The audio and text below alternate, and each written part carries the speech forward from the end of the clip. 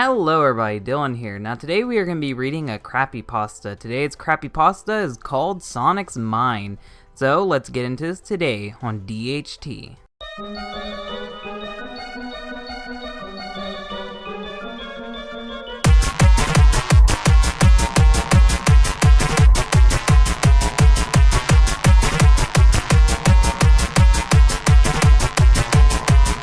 Let me start by saying I am a Nintendo diehard fan. That's why you are writing a Sonic the Hedgehog story. So why is it that I'm talking about Sonic? It's not that I truly hate Sega, although, wait, what? It's not that I truly hate Sega. What do you mean? No one would guess that you hate Sega because you like Nintendo. This isn't the fucking 90s. Why would anyone assume that?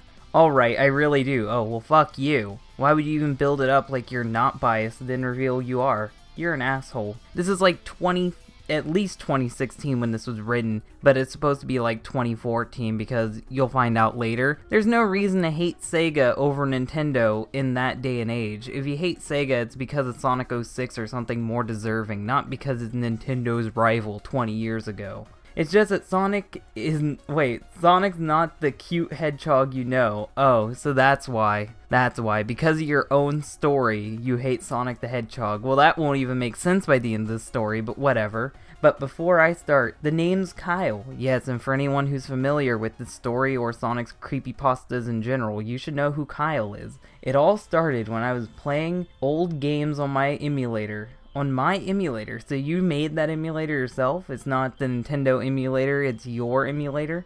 Just as I was about to beat the last level of Super Mario Bros. 3, no need to get too in particular with that, the doorbell rang and Mario died. I think you mean you died. Mario didn't just kill himself because he heard your doorbell ringing, you died because you sucked. Frustrated, I went to the door to see who was there. Upon opening the door, I saw an old guy carrying a big box of stuff, because it's always an old guy. He began by saying, "Hello, sir. Would you be so kind to purchase one of these items donated to our church?" That's not how churches work. Churches do have community sales, and that is a thing they do, but they never go door to door trying to sell you shit. That's just weird. They're not a fucking vacuum cleaner salesman. They're a church leader. I don't know why they would do this. This is not how the world works. All payments go to charity. Thank you? That's not a sentence. I don't get what you're saying. No, what? I was pretty much still peeved at this guy for making me lose a life in my game. Well, if you lost, that's your fault. If you can't fucking beat the game while hearing the doorbell ring and just ignore the old man, that's on you, not him. But being a good man with a soft heart, oh yeah, you're a good man, that's why you were just bashing on this Christian. I looked at what I could find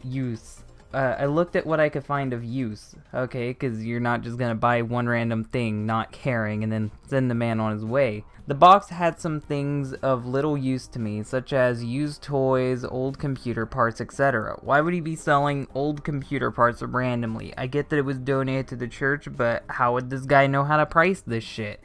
In fact, is he even pricing this shit? Do you get to choose your own price? What the hell is even going on here? But what caught my eye was a lone disc in there. I asked, "How much for the disc?" The old man replied, "Oh, thank you so much. That will be $5. How does he know the price of this disc? He obviously didn't play it, because if he did, he'd know there's a demon in it. How would he even know? How would he even know that's the game that it says it is and not just some creepy bootleg like it is? Why I bought that disc, I never know. Well, we'll never know either, because this is just a shitty prequel story. I went back into the house, put in the disc to see if it had been used, and sure enough, there was a file in there. It read sonicthehedgehog.exe. Well, if you actually are a prequel to Sonic.exe, the disc itself also said Sonic.exe and marker, unless you put that on there with your marker, but why don't you just write on the thing, "Break this Tom" instead? It doesn't make any fucking sense. Someone much really likes Sonic. Much? I think you mean someone must really like Sonic. I thought, as I opened this file in my emulator to see what it was like back then. Wait, what? What it was like back then. This is so poorly written. I can barely understand what's going on here. And you were playing Mario a second ago, so how can you just drop Sonic into this emulator? What emulator is this? Is this a Genesis emulator, a Nintendo emulator, or an all-in-one emulator? You never told us that. What the hell is even happening here? Also, the Sonic.exe story never involved an emulator. You just booted up the game in its own file, so you don't even know what the hell's going on in the original story when this is supposed to be a prequel. It started all normal. How would you know what normal is when you never played a Sonic game? The logo was normal, even Sonic made his normal intro. Sonic made his intro. It's good to know Sonic is so creative. With the theme playing, again, normal. So what is wrong? Keep reading and I will tell you. Wow, breaking the fourth wall to address us, the audience. How thrilling. I started up the level and I controlled Sonic like normal. Jump on enemies and free little animals. Yes, that's all you do in Sonic the Hedgehog. The levels were completed fairly quickly, but at the next level, Sonic was smiling. It was more of a grin. Even when I stopped moving for a while, when Sonic would look at me to prompt me to move, that's structured very poorly. He was still smiling instead of the normal get moving angry look he would have. Very descriptive. I shrugged this off, thinking it was a glitch. I was so wrong to think that way. Was this written by a foreigner? That's not how people speak. That's not how you speak English. Over the next level, Sonic Grin became more prominent. I still thought it was a glitch. Yes, because glitches form completely new character models. That's exactly how a glitch works in a game. Because nothing was wrong with the game yet, until I died for the first time. There was a text on the screen saying, "Having fun?" Suddenly, the game just restarted to the first level again. By this time, everything changed and was so messed up at so many levels. This is gonna be one of those generic creepypastas where the game punishes you for playing the game the way the game was intended to play, but you didn't care about the characters, so now you're gonna be punished. I don't like these types of stories. I think they're really generic and boring, but most of all, they don't fit with the message of Sonic.exe. In Sonic.exe, there is no game to play. Sonic controls the game the whole time, and characters die at his will.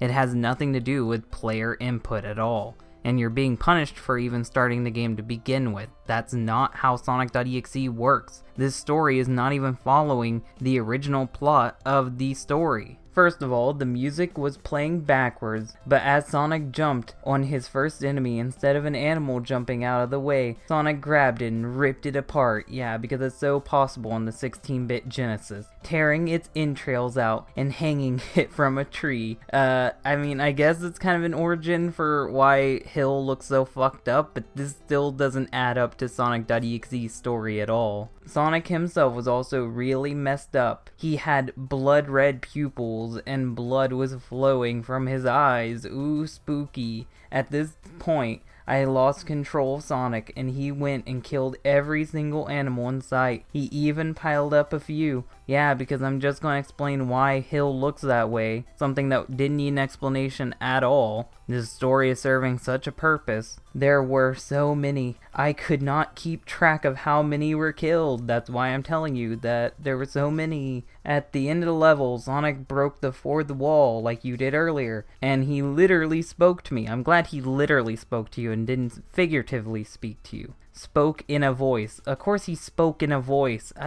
You're so dumb. You're so dumb, author. He said, "Hope you are enjoying yourself." Suddenly the game crashed. If he did speak to you, it would sound terrible because yet again, this is a Genesis game. I was so relieved. Why would you be relieved? The game just crashed on you. It could get worse. When that happened, I went back to the disk and noticed that the file had completely changed and it said Sonic.exe.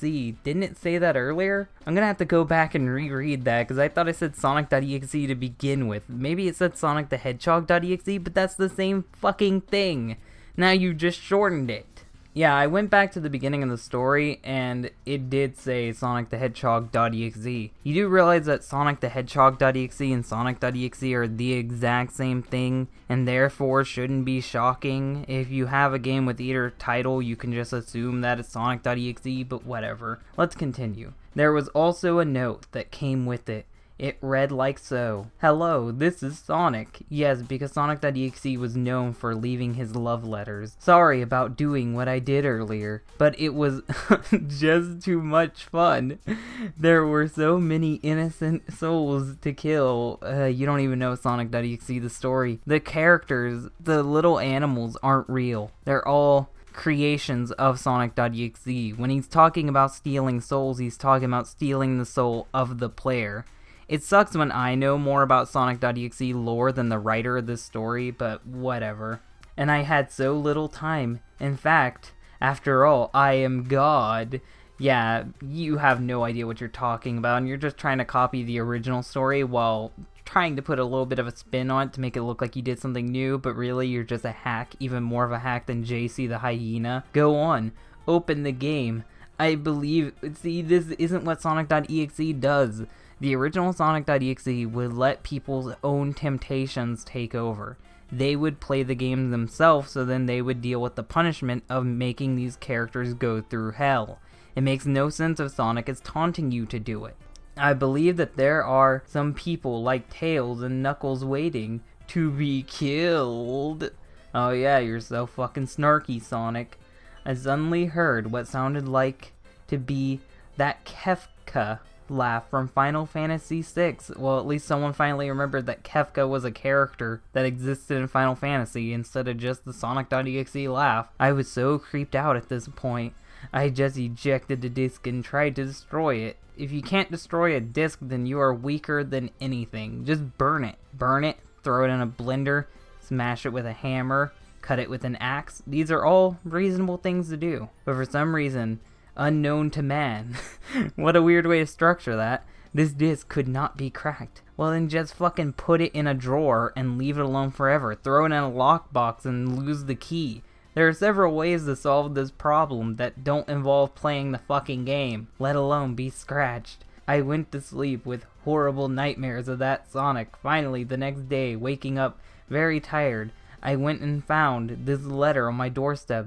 There was no return address, but upon opening, it sent a spine-chilling feeling. Wait, what? It sent a spine-chilling feeling. I think you mean it sent a chill up your spine. Structuring is very important. If you don't structure it properly, I can't read it properly. The letter read, "Oh, come on. I thought that you were enjoying yourself." Sonic seems very desperate at this point. "Killing everyone with my help. You took over the game. You did it yourself. You don't even get why Sonic.exe was the way it was. Well, here's the thing. Either you play the game or I will come after you." No, that's not how Sonic.exe works. Sonic.exe doesn't threaten people. He doesn't fucking threaten people to play the game. Through playing the game, you open up the portal to his world. If you don't play the game, he can't come to you. So he wouldn't be able to get you. This isn't even making sense with Sonic.exe lore. Yes, there is Sonic.exe lore, no matter how ridiculous that may sound. Or I will come after you to replace all the fun I can have sucking out that soul of yours from your body. Or send me to someone who will hopefully like me. That way I can leave and torture him and the I will be gone. And the I will be gone. What lovely grammar you have. But I definitely but I won't definitely leave you forever. What do you mean? What does that mean, Sonic? Can you structure a sentence? I have no clue what you're trying to say. And then he signs his name afterwards. I began panicking at this point, wondering how long it would take for this demon to arrive. Upon remembering the last lines, I immediately sent the package to my friend Tom, because fuck you, Tom, I don't care about you. Rather than just me dying, I'm gonna take you down with me. I know for a fact he likes Sonic. He is the opposite of me, a Sega fanboy. I will put the disc in the package with the following note. Tom, I can't take this anymore. I have to get rid of this thing somehow before it's too late, and I was hoping you'd do it for me. I can't do it. He's after me, and if you don't destroy the CD, which doesn't make any sense because you tried to destroy the CD and it didn't fucking work, he'll come after you too. He's too fast for me. You don't even know that. You didn't experience anything with him, so that line makes no sense for this story. Please, Tom, destroy this godforsaken disc before he comes after you too. It's too late for me. Destroy the disc and you'll destroy him. It's the same line from the Sonic.exe creepypasta, so I'm bored of it. I'm gonna stop. Please, Kyle. I just hope that I am in time. I know that Tom will not heed my warning, and he will play the game. That's why you're sending it to him, you fucking asshole. You doomed him. You doomed your friend. For now, I am safe, but Sonic is a psychopath, a demon. As a result, I can never play a game with any sign of Sonic again. I just feel that he is watching me. No, that's not how that works. You died. Regardless to what you want to say, you died. It was confirmed in Sonic.exe 2 and Sally.exe if you consider Sally.exe canon. You are both dead. The end. You don't get to redeem him. You don't get to save him. Kyle is dead. So yeah, hopefully you guys enjoyed this story, because I didn't. This story was terrible. The spelling was alright, but that doesn't help when the sentences structures are so bad I can't figure out what anyone is saying or where the story is going. This story tried to leech off the success of Sonic.exe while offering nothing new. And overall, it just has so many contradictions to the original story that it can't even be considered to be a prequel. But yeah, hopefully you guys liked this. If you did like it, hit the like button. If you really like it, hit the share button. And if you want to see more content like this, then subscribe. Thank you guys for watching, and bye.